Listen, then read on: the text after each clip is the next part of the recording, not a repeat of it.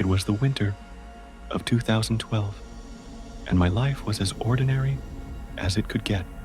My girlfriend, now fiancé, and I had just moved into my childhood home, a quaint old brick house nestled at the edge of a sprawling, untouched forest. The house had been in my family for generations, and I loved its charm, even if it stood out like a relic in our modern neighborhood. One Sunday morning, after a fresh snowfall, I stepped outside to find something strange, a trail of footprints in the snow. At first, I thought my girlfriend had wandered outside, but the prints didn't make sense. They led from the woods straight to the driver's side of my car, and then back into the forest. No one had approached the house. No one had lingered.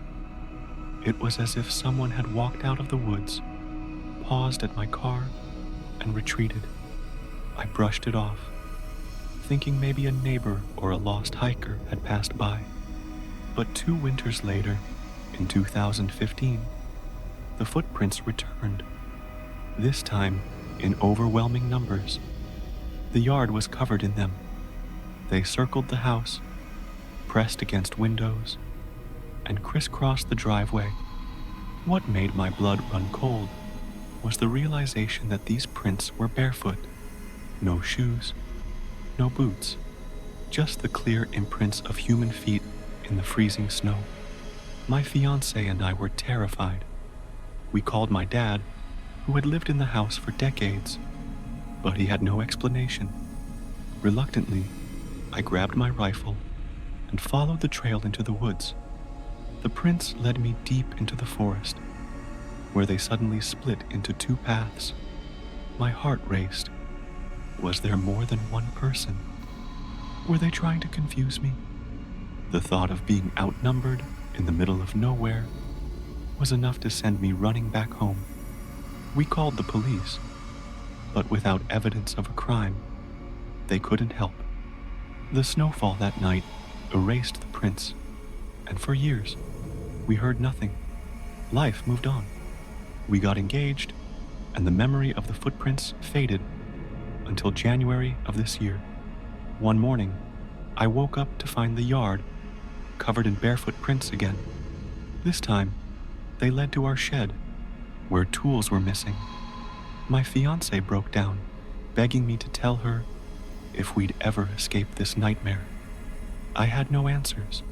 Whoever or whatever was out there, they were still watching us.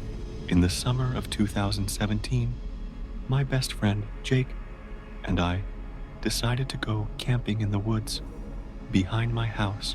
We were both avid outdoorsmen, and the idea of spending a weekend in the wilderness sounded like the perfect escape. The first night was peaceful. We set up camp, cooked over a fire, and shared stories under the stars. But on the second night, things took a sinister turn. As we sat by the fire, we began to hear whispers. At first, we thought it was the wind rustling through the trees, but the sounds grew clearer. It was as if someone, or something, was speaking just beyond the edge of the firelight. Jake and I froze. The whispers were low and guttural, almost like a language we couldn't understand.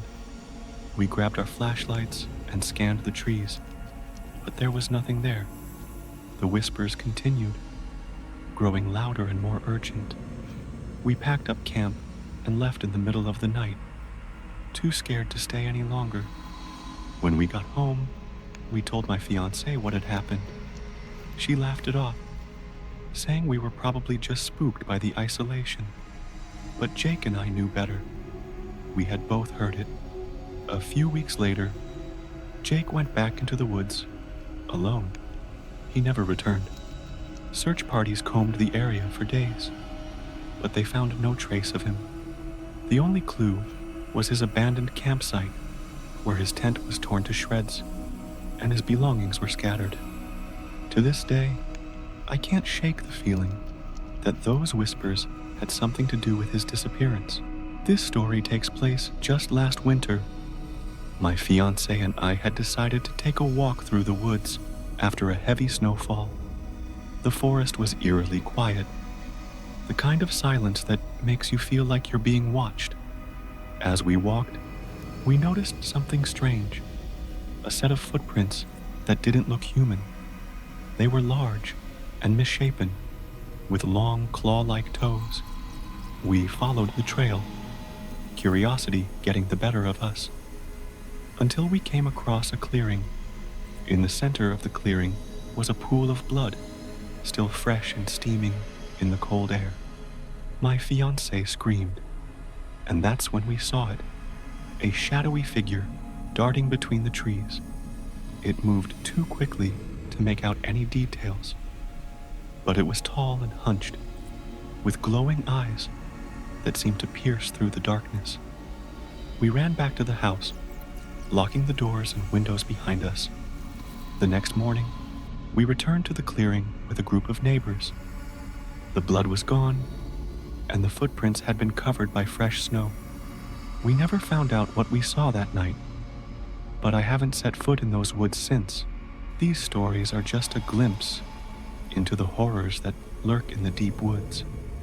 Whether it's barefoot intruders, whispering trees, or shadowy figures, the wilderness holds secrets that are better left undisturbed. If you ever find yourself in the middle of nowhere, remember, you're not alone.